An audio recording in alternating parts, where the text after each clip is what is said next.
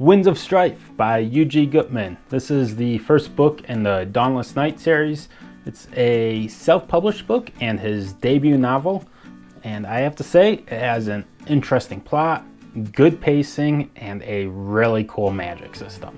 There are two things I want to talk about before I really get into my review. The first is, let's take a moment to just appreciate how gorgeous this cover is. The color schemes just work perfectly together, and after reading the book, you get so much more out of looking at this cover. So Tom Edwards, let's give him a hand for a well-designed cover. It's probably one of my favorite covers of all the books I own.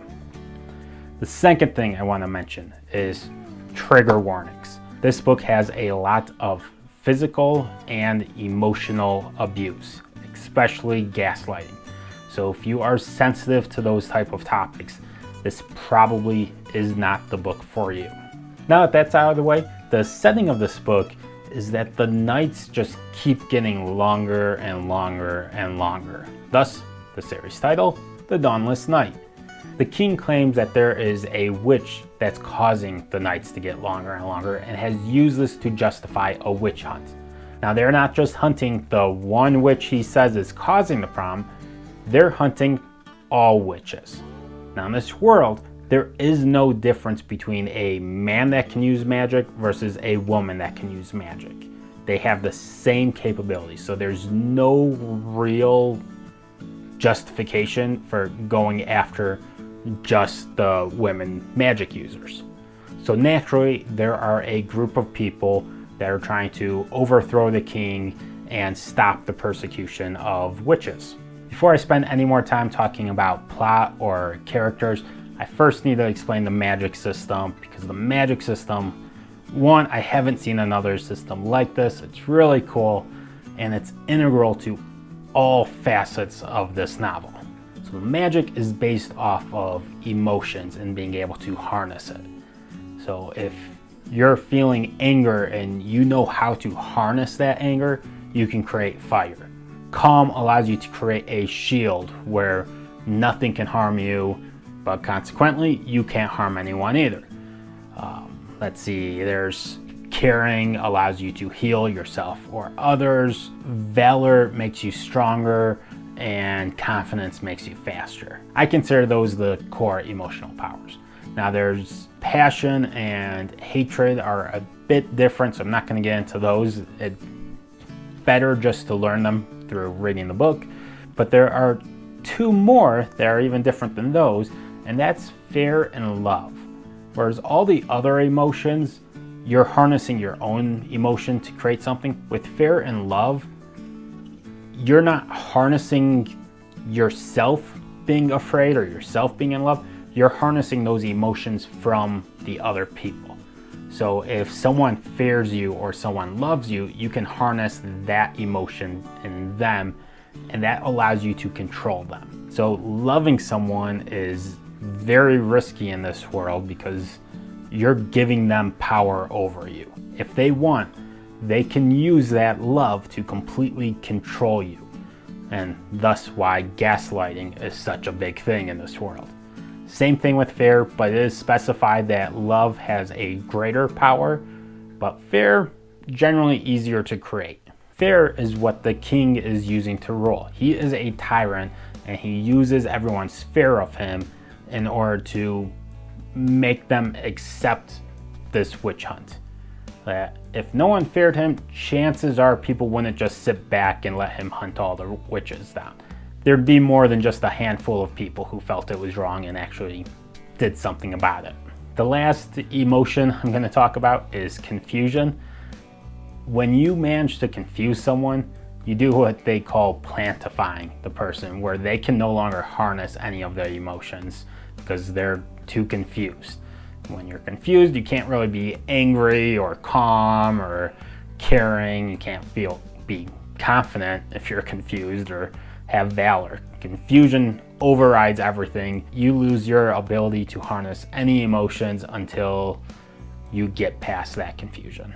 The action scenes with this magic system are incredible because one, you have the actual fighting and using the magic system, so the physical act. but you also have the verbal attacks and the intellectual battles of trying to manipulate the other person's emotions. So maybe they have a calm shield up so you can't attack them, and you're trying to make them angry so that they can no longer maintain that calm shield and instead are lighting fires. Or even better yet, you're trying to confuse them to get them to completely drop all harnessing abilities. So you got the physical aspect and the intellectual and emotional aspects of the battle too. So to me, that was so much fun to read those scenes. Circling back to the storyline I was talking about earlier, you would think with a group of people trying to overthrow this tyrant king that this is gonna have this classic good versus evil setup. That is not the case at all. There are no good characters in this book. There are just a bunch of bad characters and morally gray characters, to put it nicely. The main protagonist, his name is Nye. He is villain, victim, and hero at the same time, and the characters in the book recognize that as well. While it's true that, yes, he's trying to overthrow the king and change the societies and change the laws, his motives are anything but altruistic.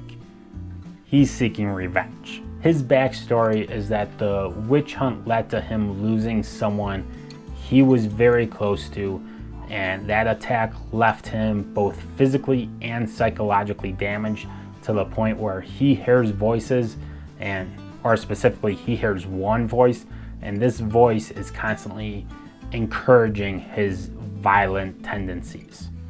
So the physical abuse and the emotional abuse, he's going to be one of the people committing those abuses. Now that incident is what put him on the path of revenge, and he is willing to do whatever it takes to get back at those that wronged him. He even goes so far as joining the witch hunters, the people that he hates, just so he can get closer to them. And it ends up, he is quite good at hunting and killing witches.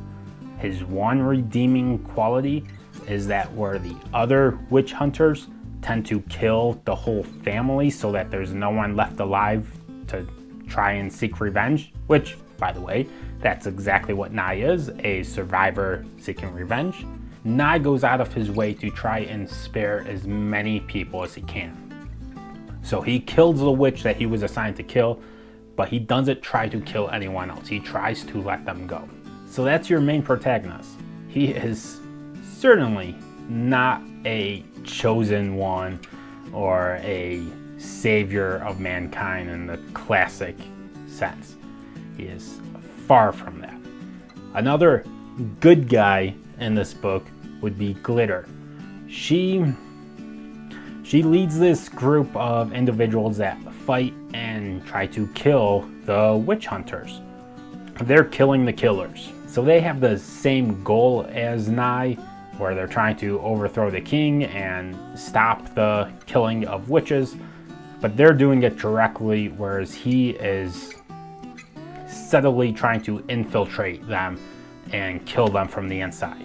Their motives are a little bit more altruistic, but even then, Glitter isn't that great of a person either. She manipulates her team members and she's very selfish. She has a goal of what she wants to accomplish, and she sets everyone else's needs and wants aside just to make sure that they're doing what she wants to do. Now, with that, she also brings the comedy in this book, which desperately needed some comedic relief with how dark everything else is. So both characters are interesting, but you can't label either of them good guys. So if you like complex characters, then I think you'll like the characters in this book.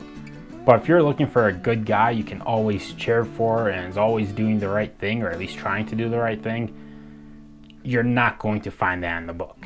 Overall, I gave the book 4 out of 5 stars. I thought the pacing was great, the plot was really interesting, the characters were well developed, and the magic system was probably one of my favorite magic systems.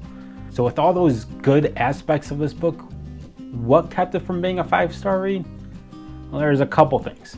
One, as far as the world building goes, it's mentioned that the king has a brother who doesn't feel that just witches should be killed, that all magic users should be killed, and that there's a conflict with him. But that's not explored all that much in this book.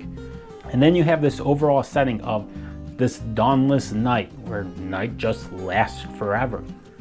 But there's no talks about what harm that would do. There's mention of, well, maybe we have to stop trying to stop this from happening, but instead figure out how do we live with a Dawnless Knight.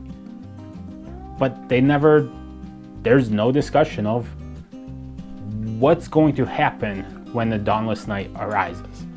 And supposedly this has been going on for 500 years, and they're only a couple decades away from being at a Dawnless Knight. If that's the case, it should be pretty dire already, but it's not brought up at all.